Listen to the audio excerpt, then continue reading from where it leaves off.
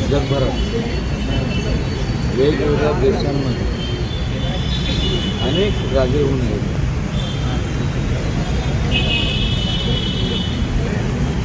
त्यांच्यात आणि छत्रपती शिवाजी महाराजांमध्ये जो फरक आहे तो हा आहे की इतर सर्व राजांनी त्यांचं साम्राज्य वाढवण्यासाठी लढाया केल्या. छत्रपती शिवाजी महाराजांनी लोकांवरती होणारे अत्याचार, लोकांना होणारा अन्याय हा दूर करण्याकरता शेवटपर्यंत ते कार्यरत राहिले. आणि त्यामुळं कुठल्याही जगात कुठल्याही देशामध्ये जे जे योद्धे होऊन गेले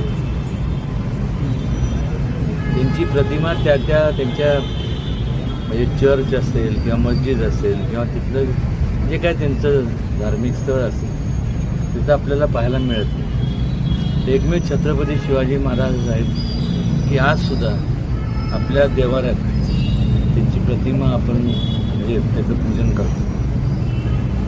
आणि सर्वधर्म समभाव ही जी